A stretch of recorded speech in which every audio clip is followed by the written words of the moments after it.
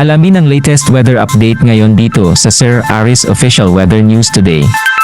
Patuloy pong epekto ng tatlong weather systems sa ating bansa. Una na po dyan ay ang easterlies o yung hangin galing sa silangan, particularly the Pacific Ocean, na siya nagdadala po ng mainit na panahon sa malaking bahagi ng bansa at siya nagdadala rin po ng mga pulu-pulong mga paulan, lalo na po dito sa bahagi ng Mindanao. Meron naman tayong northeast wind flow, yung hangin galing sa Hilaga na siya nagdadala ng bahagyang magbaba ng temperatura dito sa may extreme northern Luzon, at itong shear line naman o yung linya kung saan nagtatagpo yung malamig na hangin at yung easterlies. At asahan din po yung mga kalat-kalat na ulan at mga thunderstorms dito rin po sa dulong Hilaga ng Luzon. Samantala, yung ating minonitor po na itong si Bagyong Pipito, severe tropical storm po at patuloy na lumalayo sa ating kalupaan. Nasa around 570 kilometers po, kanluran ng Lawag City at wala ng direktang epekto po sa ating bansa. Ngayong araw po, asahan pa rin ang maulang panahon sa may Batanes and Babueng Group of Islands. Epekto po yan ng pinagsamang shear line plus the northeasterly wind flow. Makulimlim ang panahon at aasahan po yung kalat-kalat na ulan and thunderstorms doon. Habang sa natitirang bahagi ng Luzon, kabilang ang Metro Manila, asahan pa rin ang fair weather conditions. Ibig sabihin bahagyang maulap at minsan maulap ang kalangitan, lalo na sa silangang parte sa may Cagayan Valley, Aurora, Quezon and Bicol region. Sasamahan din yan ng mainit at maalinsangan na tanghali, at sa dakong hapon hanggang sa gabi, asahan lamang po yung mga pulu-pulong ulan, at may mga lugar po actually na hindi naman po uulanin for the next 24 hours po yan. Sa Metro Manila, magiging mainit, gayon din sa mga kalapit na lugar sa Central Luzon and Calabarzon, hanggang 33 degrees Celsius, habang sa may Baguio City naman po, between 16 to 23 degrees ang temperatura. Sa ating mga kababayan po sa Palawan, lalo na sa may southern portion, umaga pa lamang asahan na po ang mataas na tsansa ng ulan, pero hindi naman po ito magtatagal. Habang ang rest of Palawan plus malaking bahagi ng Visayas, bahagyang maulap at minsan maaraw ang kalangitan, lalo na sa may Panay Island, hilagang bahagi ng Negros. Habang dito naman sa may southern portion of Central Visayas and Negros Island region, umaga pa lamang may tsansa na po ng mga saglit na pagulan. For the rest of the day, meron din mga isolated rain showers or thunderstorms, so make sure po kung lalabas ng bahay ay may dalang payong. Temperatura natin sa malaking bahagi ng Visayas, between 32 to 33 degrees pagsapit ng tanghali.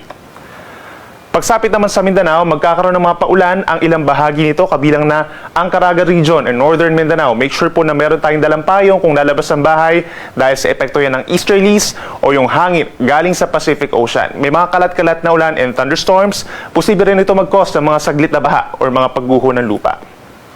Habang natitirang bahagi naman ng Mindanao, makakaasa pa rin po ng bahagyang maulap at minsan maulap na kalangitan within the next 24 hours, at aasahan din po ang mga pulu-pulong mga paulan or pagkidlat pagkulog, lalo na sa may Zamboanga Peninsula at ilang pambahagi ng Bangsamoro region and Soc-Sargen. Temperatura natin, pinakamainit sa may Zamboanga City hanggang 34 degrees Celsius pagsapit ng tanghali, at sa Metro Davao hanggang 32 degrees Celsius. Sa ngayon po, dahil dun sa pag-ihip ng northeast wind flow, ay meron pa rin tayong gale warning hanggang 5 metrong taas na mga alon sa may extreme northern Luzon, particularly sa Batanes, Babuyan Islands at hilagang baybayin ng Ilocos Norte. Delikado po yung mga magiging pag-alon na ito at maaaring pagbawalan, lalo na yung mga small sea vessels. Medyo maalon din po hanggang 3 metro sa natitirang baybayin po ng northern Luzon at central Luzon, habang ang rest of Luzon plus Visayas and Mindanao, between 0.5 hanggang 1 metro po ang taas sa mga magiging pag-alon, maliban na lang kapag may mga thunderstorms, posibleng umakyat pa ito hanggang 2.5 metro. At para naman sa ating 3-day weather forecast, either today or bukas, posible na po magsimula ang northeast monsoon or amihan.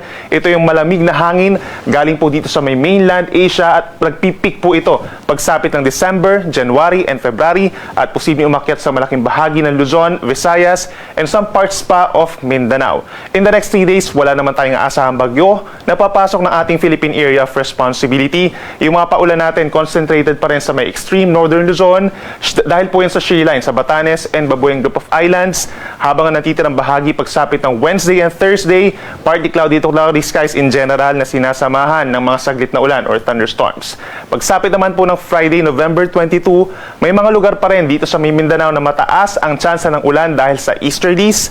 Ito ay sa Caraga, Davao region, Soc-Sargen at mga nearby areas pa po, kaya magdala ng payong, mag-ingat sa banta ng baha at landslides. Habang natitirang bahagi ng bansa, may mga pag-ulan din.